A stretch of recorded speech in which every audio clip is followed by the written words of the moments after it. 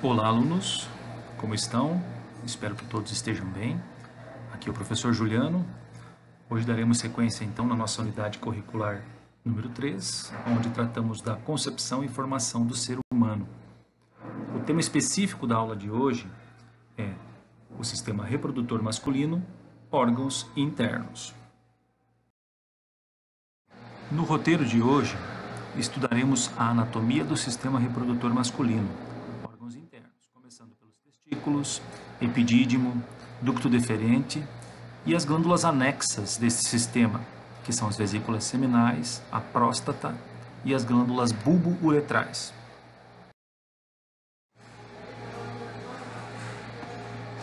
Nesta imagem, temos um apanhado geral sobre o que iremos estudar hoje.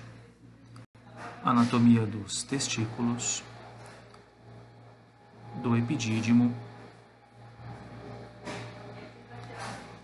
do ducto deferente,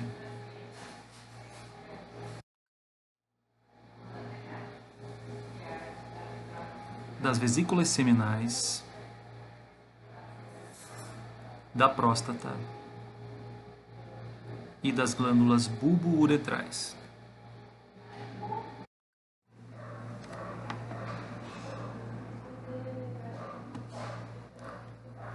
Os testículos. Testículos são as gônadas masculinas. Falando sobre a morfologia externa dessas glândulas, ele se divide assim, em dois polos, o polo superior e o polo inferior. Superior acima, inferior abaixo. Duas faces, a face anterior, na frente, e a face posterior, mais atrás. E duas margens laterais, que a gente pode classificar como lateral e medial, já que são dois os testículos, né?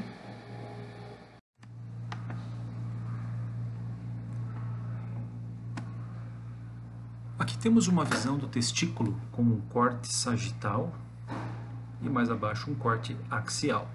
Podemos ver então a morfologia interna, né? Como que ele é dividido. E aqui em cima temos uma outra estrutura chamada epidídimo, que já vamos falar sobre ele. No interior dos testículos, nós temos vários septos. Vejam que ele é separado em vários gomos, dezenas de gomos. E é nesses septos que estão os túbulos seminíferos, onde são produzidos os espermatozoides e a testosterona.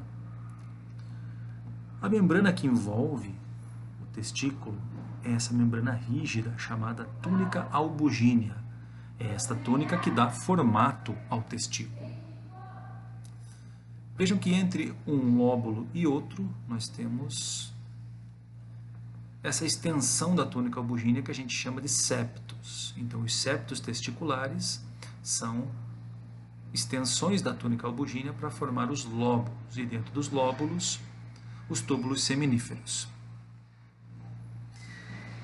Vejam que na parte mais medial, eu diria assim, dos túbulos seminíferos ou dos lóbulos, nós temos o encontro desses ductos seminíferos, dos túbulos seminíferos, onde formam essa rede, chamada rede testicular.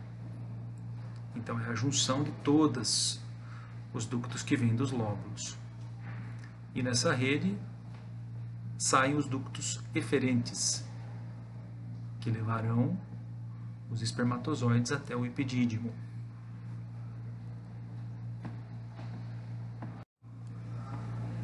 É no epidídimo que ocorre a maturação e o armazenamento dos espermatozoides. Vejam, nos túbulos seminíferos eles são produzidos. Vêm até a rede testicular, vêm pelos ductos eferentes e passam alguns dias, em torno de 90 dias pode chegar esse tempo em que os espermatozoides ficam armazenados, maturando, ou seja, é aqui que eles vão adquirir a sua cauda e a sua motilidade.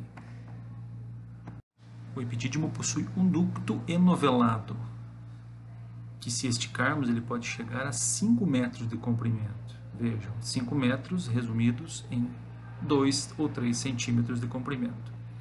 Suas partes: a cabeça, que é a parte mais superior, o corpo, que é a maior parte, e a cauda, quando vai terminando o enovelado. Vejam que o testículo ele é envolto por duas membranas, que a gente chama de membrana vaginal, ou túnica vaginal, que é separada em dois folhetos, a túnica visceral e a túnica parietal. A posição do epidídimo em relação ao testículo é assim: a cabeça do epidídimo repousa sobre o polo superior do testículo, enquanto o corpo e a cauda descem pela face posterior do testículo. Cerca de 90% dos homens possuem os chamados apêndices testiculares, que são essas pequenas saculações localizadas na região do polo superior do testículo. E elas são aderidas a essa túnica, a túnica vaginal. É comum em alguns adolescentes ocorrer a chamada torção dos apêndices testiculares.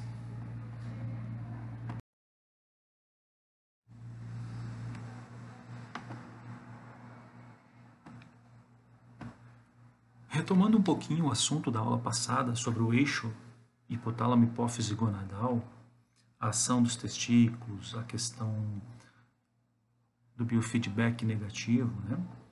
A gente viu o quê? Que o hipotálamo manda o gene RH até a hipófise.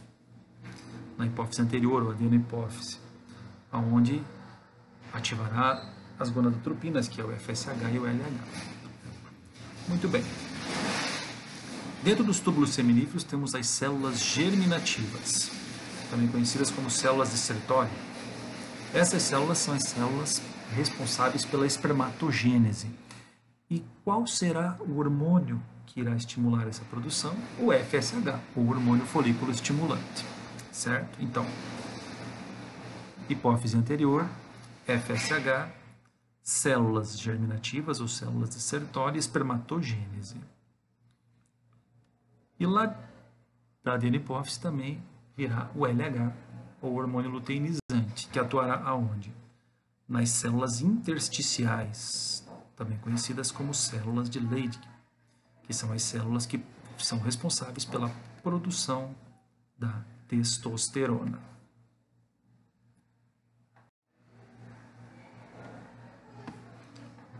Como a aula de hoje é sobre os órgãos internos, então a gente não vai falar sobre o pênis nem sobre o escroto. Mas como vamos falar sobre os testículos e o ducto deferente, a gente precisa falar das membranas que o envolvem.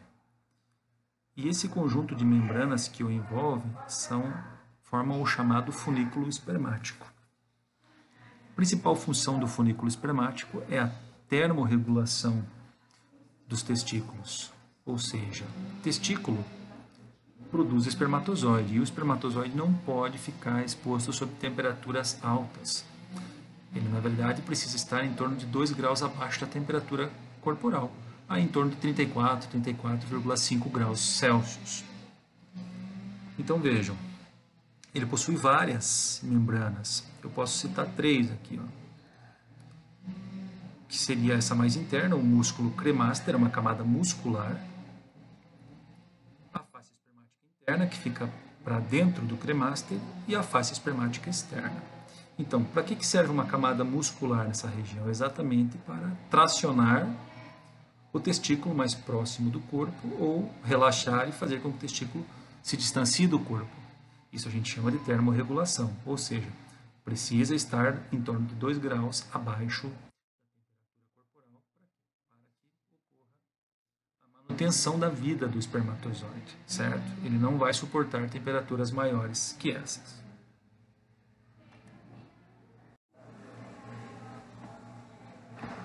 Ducto deferente. Grosseiramente podemos dizer que o ducto deferente é o percurso no qual o espermatozoide irá percorrer desde o final do epidídimo, onde ele foi maturado e armazenado, até a vesícula seminal, onde ele vai estar pronto para se misturar ao restante do sêmen e ser ejaculado. Então vamos falar das partes do ducto deferente. Primeira parte. Vejam, aqui nós temos o epidídimo e aqui nós temos o testículo. Onde começa o deferente? No final da cauda, onde termina o enovelado. Então, nessa região, começa o ducto deferente.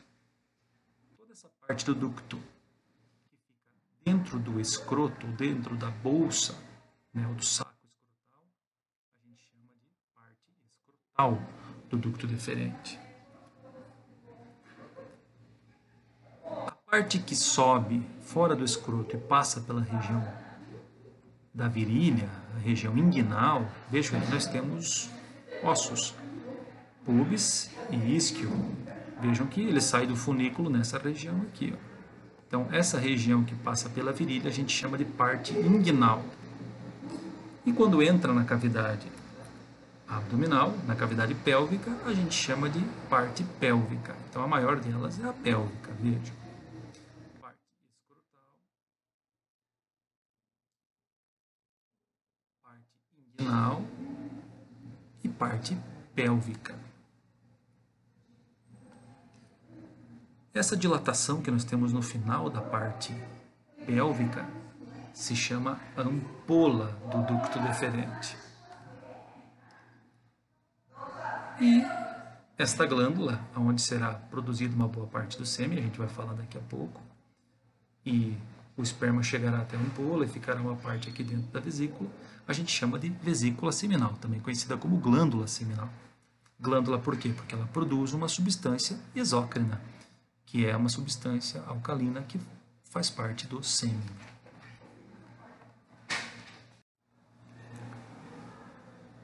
E no final do ducto deferente, já dentro da próstata, é onde está localizado o chamado ducto ejaculatório. Então, durante o orgasmo, o sêmen que está aqui na vesícula seminal e os espermas que estão aqui na ampola do ducto deferente serão ejaculados para a uretra através do ducto ejaculatório. E agora eu vou fazer uma pergunta para vocês. Em qual porção do ducto deferente que é realizada a chamada vasectomia? Exatamente o que vocês pensaram, na porção escrotal. O médico vai fazer uma anestesia local, uma pequena incisão na porção lateral do escroto, vai abrir o funículo espermático, vai chegar até o ducto deferente e irá realizar a interrupção da passagem do espermatozoide.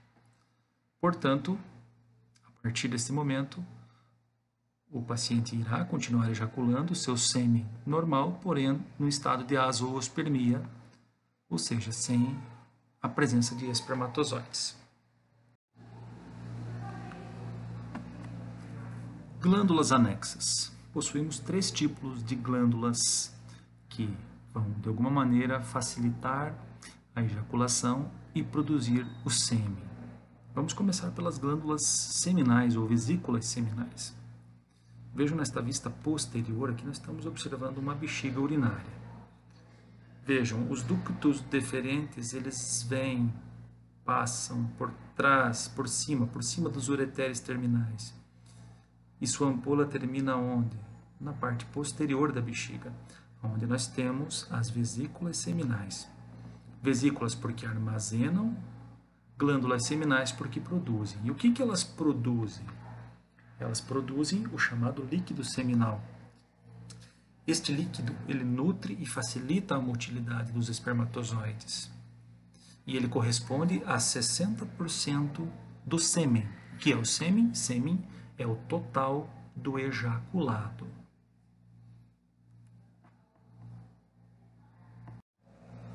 Logo abaixo temos um órgão ímpar chamado de próstata.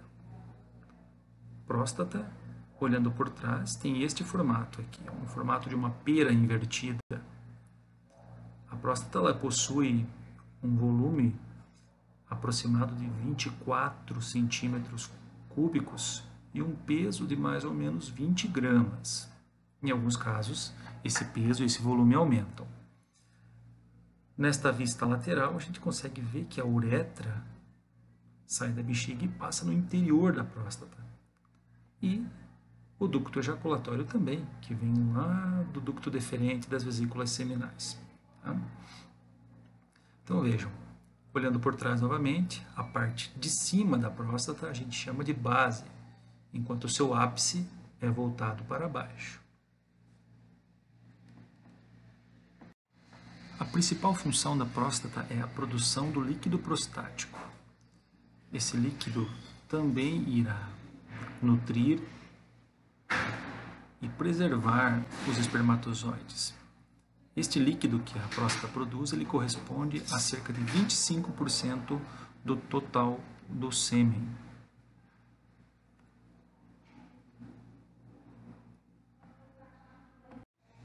E por fim temos essas duas pequeninas glândulas pares, chamadas glândulas bulbo-uretrais.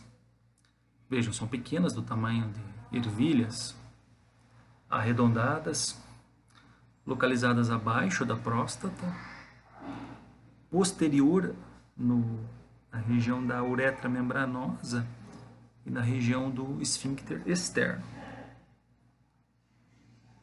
Sua função é produzir o chamado líquido pré-ejaculatório. É aquele líquido que é liberado durante a excitação masculina. Esse líquido tem a função de lubrificar a uretra para que o sêmen saia com mais facilidade e evite danos mecânicos aos espermatozoides. O líquido pré-ejaculatório, então, produzido pelas glândulas bulbo-uretrais, ele corresponde a cerca de 5% do sêmen, do total do ejaculado. Vejam nessa imagem lateral a posição da próstata em relação ao corpo. Vejam, aqui nós temos o ânus e o reto. Vejam que ela é muito próxima, a parte posterior, a parede posterior da próstata é muito próxima à parede anterior do reto. Por isso que o médico urologista faz o toque retal. Por quê? Porque através do toque, o urologista consegue avaliar a morfologia da próstata. Morfologia em termos de textura, ver se ela está lisa, regular. Quanto à densidade, ver se ela está normal ou se ela está mais dura do que o normal.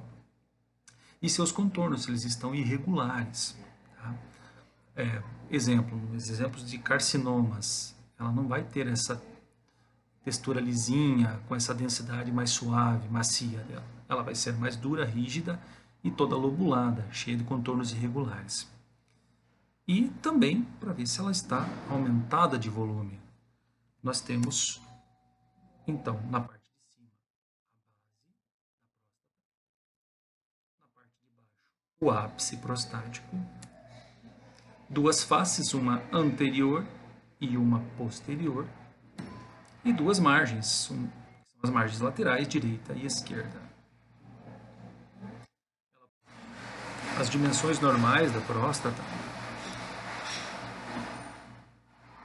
no eixo antero-posterior, ela deve possuir em torno de 2 centímetros de diâmetro. No eixo longitudinal, cerca de 3 centímetros. E no eixo lateral, que é o maior deles, em torno de 4 centímetros. Essa conta resulta em um volume de 24 centímetros cúbicos, mais ou menos. E um tipo de lesão que é bem comum nos homens a partir de uma certa idade, e por predisposição genética, muitas vezes, é o aumento da próstata, mas um aumento sem características tumorais graves, ou seja, é um aumento benigno, a gente chama isso de hiperplasia prostática benigna. É importante a gente saber que a uretra, em sua porção prostática, ela passa no interior da próstata, e assim como a próstata aumenta as suas dimensões para o lado, ela também vai estrangular o canal que está passando no seu interior. Então isso gera o quê? Gera um estreitamento, uma espécie de uma estenose da uretra e dificulta a saída da urina. Primeiros sinais de que isso está acontecendo, então, são alterações do jato urinário. Homens que não conseguem esvaziar totalmente a bexiga, ficam sempre com aquele resíduo vesical pós-miccional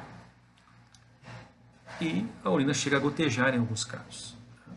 Então, através do toque, o médico vai conseguir constatar o aumento da próstata e que sua morfologia, sua textura está preservada e já vai poder dizer assim, ó, não, isso se trata de uma hiper... Para finalizar, além da atividade proposta no roteiro que vocês receberam, vocês vão pesquisar e postar a composição dos seguintes fluidos: líquido seminal, líquido prostático, líquido pré-ejaculatório e do sêmen. Por hoje é isso. Um grande abraço a todos.